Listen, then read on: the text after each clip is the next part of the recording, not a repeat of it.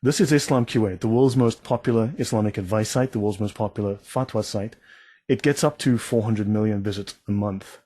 Now, this is the ruling, number 22442, on acting and the ruling on marrying young girls. It was published on the 30th of June, 2002. Let's have a look at what it says. So here's the question. What is the ruling on acting in movies, which we're not interested in? But the second question, why in Islam are you allowed to marry children, girls of age below 10, without their permission? A Muslim asks.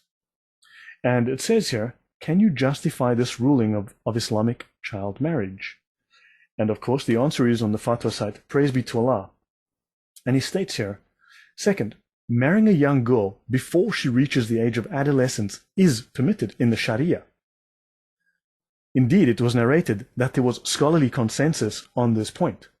This is the ijma, the absolute consensus of the scholars within the Sharia. So you can marry, right, before the age of adolescence. This is permitted in Sharia, and there is scholarly consensus. And then he quotes Quran 65:4. And those of your women as have passed the age of monthly courses, for them the iddah, the prescribed period, if you have doubt about their period, is 3 months. And for those who have no courses, i.e. they are still immature. In other words, they are prepubescent. Their iddah, prescribed period, is 3 months likewise. So now we have confirmation from the fatwa of these sheikhs on Islam QA that this verse means that these these children are immature. In this verse, we see that Allah has made the iddah in the case of divorce of a girl who does not have periods because she is young and has not yet reached puberty, 3 months. This indicates that Allah has made this a valid marriage. Then they quote the hadith. So you've got the Prophet married her when she was 6. He consummated the marriage with her when she was 9. That is narrated by Da'if Bukhari and Da'if Muslim. Da'if Bukhari 4840 and Da'if Muslim 1422. And then they continue. The Prophet married Aisha when she was 6 years old and consummated the marriage when she was 9. Narrated in Da'if Bukhari and Muslim. And Muslim says 7 years. Now, it says here, this does not mean that it is permissible to have intercourse with her. This is the question that we are going to resolve by looking in the Sharia. Remember, Islam has a doctrine of lying. It is permissible to lie if it keeps the peace, if it prevents tensions. So bear that in mind, please. Now, let's continue.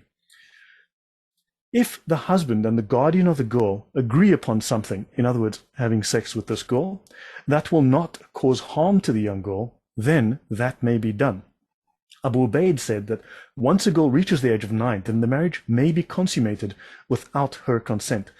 Jay, I believe there's a word for having sex with someone without their consent. That's called rape.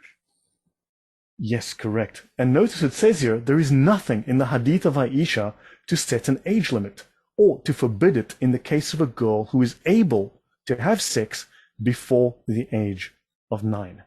Now I'll pause here. This is the fatwa. We will now go to the Sharia. Any last comment before I continue, Jay?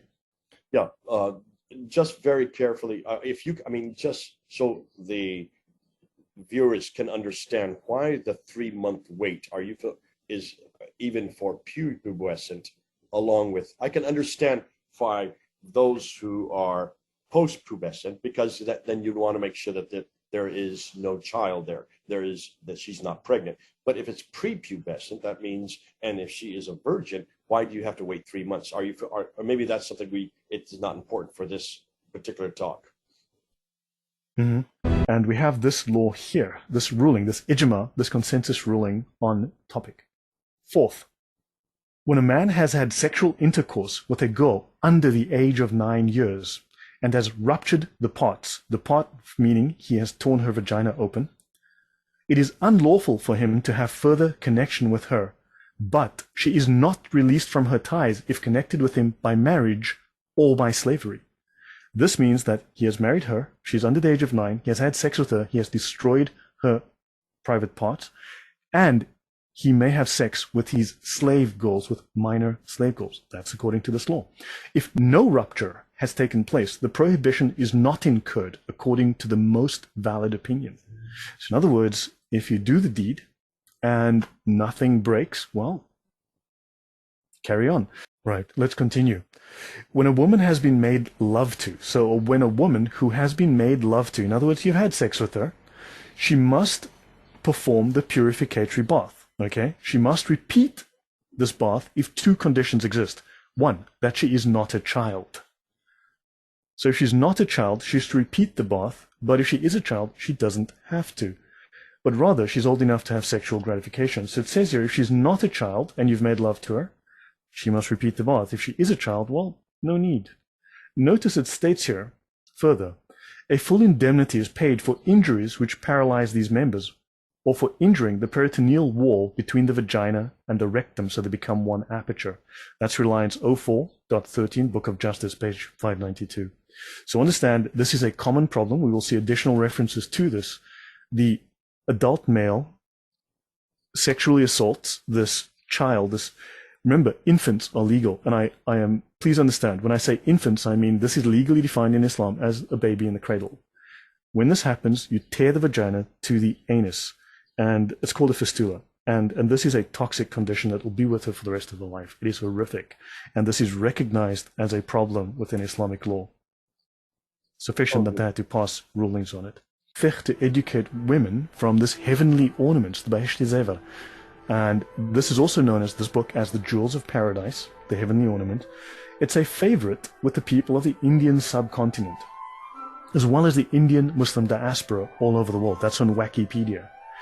And it calls itself a comprehensive handbook of fiqh, Islamic rituals and Islamic morals. Let's have a look at this moral sickness.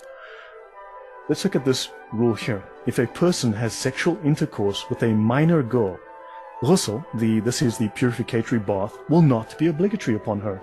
But in order to get this minor girl into the habit, she should be made to bath.